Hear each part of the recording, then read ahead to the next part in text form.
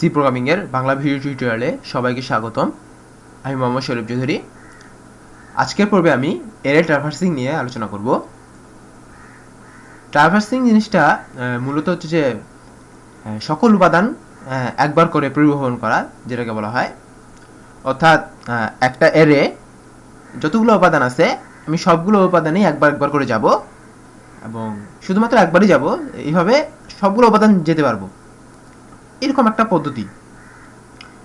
অর্থাৎ যদি ধরা হয় A10, আমি যদি একটা অ্যারে নেই ইন্টিজার টাইপের, সো এখানে জানি আমরা যে A0 থেকে A9 পর্যন্ত মোট 10টা ভেরিয়েবল রয়েছে, প্রতিটার টাইপ হচ্ছে ইন্টিজার। এর এই ডিক্লারেশনের মাধ্যমে আমরা এটাই বুঝতে পারি। এখন এই অ্যারে ট্রাভার্সিং, মানে এই অ্যারের মধ্যে ট্রাভার্স করাটাকে ট্রাভার্স করার পদ্ধতি হচ্ছে এরকম যে ট্রাভার্স করার মানে মূল উদ্দেশ্যটা হচ্ছে এটা যে আমি A0 থেকে শুরু করে A9 পর্যন্ত প্রতিটা ভেরিয়েবলেই একবার করে যাব এবং যাবই, একবার করেই যাব। ট্রাভার্সের ব্যাপারটা প্রয়োজনীয়তা হচ্ছে এখানে যে ট্রাভার্স না করলে আমরা এর বিভিন্ন কাজগুলো আমরা করতে পারবো না, এর যে বিভিন্ন অপারেশনগুলো আছে সেগুলো সম্ভব হবে না।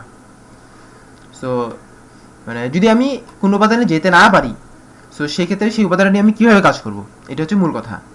সো বিভিন্নভাবে অ্যারে ট্রাভার্স করা যায়, কিন্তু অ্যারে ট্রাভার্সের মূল উদ্দেশ্যটা হচ্ছে যে আমি A0 থেকে শুরু করে A9 পর্যন্ত প্রতিটা ভেরিয়েবলেই যাব এবং এই পদ্ধতির সাথে প্রতিটা ভেরিয়েবল একবার করে অ্যাক্সেস করা হয়। সো আসল কথায় আসি, যে প্রথমে একটা অ্যারে ট্রাভার্সের খুব ছোট্ট একটা উদাহরণ দেখব, যে আমি যদি A0 থেকে A9 পর্যন্ত প্রতিটা ভেরিয়েবলে যেতে পারি, সো আমি প্রতিটা ভেরিয়েবলের মান আমি প্রিন্ট করতে পারবো। এটা হচ্ছে প্রথম আমার অ্যারে ট্রাভার্সের মূল কথা, যে আমি এখন A0 থেকে শুরু করে A9 পর্যন্ত প্রতিটা ভেরিয়েবলের মান প্রিন্ট করব। তাহলে এটা বুঝতে পারবো যে হ্যাঁ, আমি প্রতিটা ভেরিয়েবলে একবার করে অন্তত গেছি। সো আমি প্রথমে এখানেই মানগুলো দিয়ে দেব। এখানে মান দিচ্ছি 2, 3, 4, 1, 0, 9, 8, 7, 6, 5। সো এখানে মোট 10টা ভেরিয়েবলের মান আমি দিয়ে দিয়েছি। A10 এর A0 এর মধ্যে 2, A1 এর মধ্যে 3, A2 এর মধ্যে 4, এভাবে করে A9 এর মধ্যে 5 আসবে। সো আমি যদি এখন এই মানগুলো সিরিয়ালে যদি প্রিন্ট করব, মানে আমি A0 থেকে শুরু করে A9 পর্যন্ত প্রতিটা ভেরিয়েবলের মান আমি প্রিন্ট করব, তার মানে আমি এটা বুঝতে পারবো যে আমি A0 থেকে শুরু করে A9 পর্যন্ত প্রতিটা ভেরিয়েবলে অন্তত একবার করে গেছি এবং তার ফলে তার মানটা আমার প্রিন্ট করা হয়েছে। এই ট্রাভার্সটা খুব সোজা একটা ব্যাপার, শুধুমাত্র একটা লুপ নিতে লাগে। লুপ নিয়ে আই এর মানটা আমি স্টার্ট পয়েন্ট থেকে শুরু করলাম, A0 থেকে শুরু করে সব শেষ পর্যন্ত <10 দিলাম।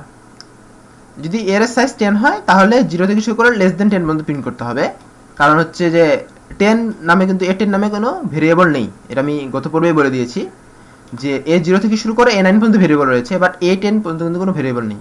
সো সেই ক্ষেত্রে লুপের মধ্যে আমরা i = 10 দিতে পারবো না। এরপর হচ্ছে i প্লাস প্লাস। এখন যেহেতু প্রতিটা উপাদানের মান প্রিন্ট করব, so print f %d, ai। এখানে ai মানে কি, যখন i এর মান 0 তখন A0 মান প্রিন্ট করবে এটা, আর যখন i এর মান 1 হবে তখন এই 1 এর মান প্রিন্ট করবে, যখন i এর মান 2 হবে তখন A2 এর মান প্রিন্ট করবে। এভাবে i এর মান 0 থেকে শুরু করে 9 পর্যন্ত, যখন 9 হবে তখন A9 প্রিন্ট করবে, আর যখন A10 হবে তখন তো লুপটা ব্রেকই করে ফেলবে, সো তখন এটা প্রিন্ট করবে না। সো এটা A0 থেকে শুরু করে A9 পর্যন্ত প্রতিটা উপাদানের মান প্রিন্ট করবে। এবার আমি প্রোগ্রামটাকে রান করব। এখানে একটা ইরর দেখা যাচ্ছে, সেই ইররটা হচ্ছে আমি i এর মানটা ডিক্লেয়ার করিনি।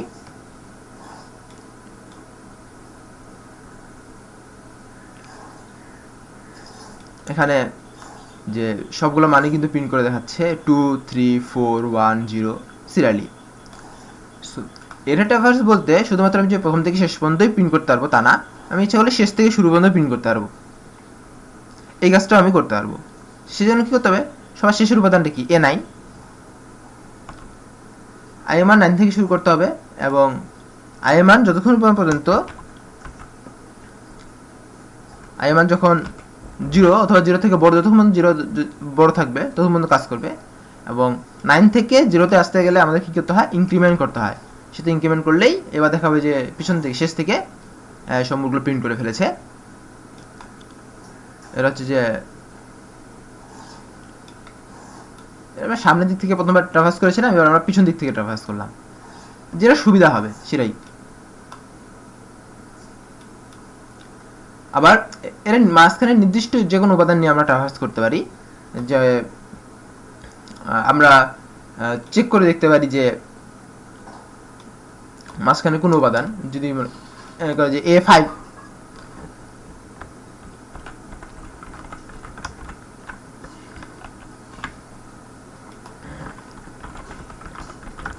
printf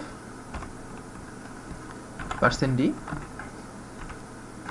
A5 মানে কি, A5 মানে কি, ষষ্ঠ উপাদানটার মান আমি প্রিন্ট করতে পারি, সেটা এইভাবে করতে পারি।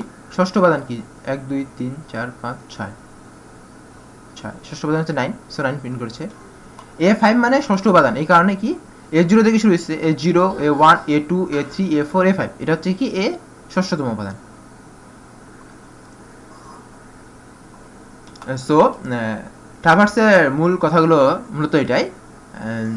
এরপরের টিউটোরিয়ালে আমি ট্রাভার্সিং দিয়ে সার্চের একটা অ্যালগরিদম দেখাবো, কিভাবে আমি যে কোনো উপাদান আছে কিনা প্রোগ্রামে সেটা সার্চ করতে পারি, সেই পদ্ধতিটা দেখাবো। সো আপনারা ইচ্ছা করলেই এখন থেকেই চেষ্টা করে দেখতে পারেন যে কীভাবে সার্চ করা যায়, খুব সোজা একটা পদ্ধতি, ট্রাই করে দেখতে পারেন। যদি না পারেন সো তারপরে টিউটোরিয়ালটা দেখবেন। ধন্যবাদ সবাইকে আমার সাথে থাকার জন্য। দেখা হয় পরের টিউটোরিয়ালে নতুন কোনো টপিকস নিয়ে।